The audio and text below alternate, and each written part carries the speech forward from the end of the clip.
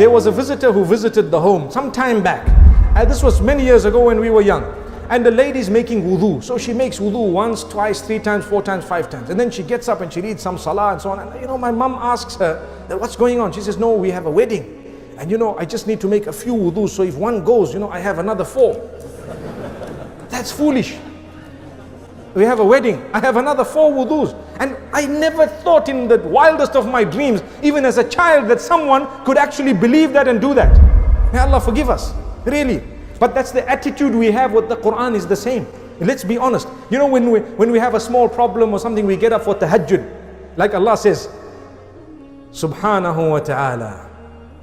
Allah subhanahu wa ta'ala says that وَإِذَا أَنْعَمْنَا عَلَى الْإِنسَانِ أَعْرَضَ وَنَأَى بِجَانِبِهِ وَإِذَا مَسَّهُ الشَّرُّ فَذُو دُعَاءٍ عَرِيضٍ.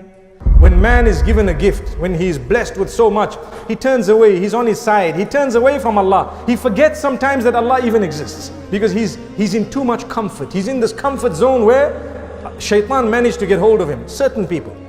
And then Allah says, and when man is afflicted by a little bit, he makes these broad du'as. He makes these du'as like he's never ever, been away from Allah. He's so much, Allah, Ya Allah. When I was young, I don't know, you might have also seen this. People make dua, they raise their hands, mashallah. And then you have people, they raise their hands a little bit more. And then you have people who raise their hands a little bit more. And then you have the guys who do this. And I always say, ooh, that man must be having a big problem. Allahu Akbar, Allahu Akbar. May Allah subhanahu wa ta'ala safeguard us. It's the passion, because you really think, Ya Allah, and you're crying. But you don't know the same dua, you can also make it just like this. And Allah is hearing you. Allah is hearing you. But subhanallah, don't touch those people, because you'll get one solid clap. At that moment of passion, if you say, they'll say, keep quiet, May Allah subhanahu wa ta'ala forgive us. Please, my brothers and sisters, I'm not supposed to be begging you. I'm not supposed to be pleading with you. But I am telling you that for the sake of Allah, I am pleading with you to say, read the word of Allah before you leave your house every day. Even if it means reading one line. One line. Just one line. We have not asked for much. All we are is developing a link with Allah. A lot of us have no link with Allah. Some of us don't even read Jumu'ah. But every day when you develop a link with Allah, let me tell you what will happen.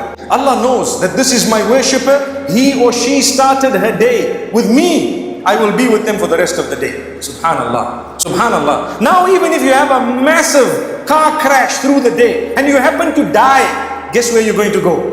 Your day started with Allah. You said astaghfirullah. You exited the house, tawakkaltu ala Allah. And after that you passed away.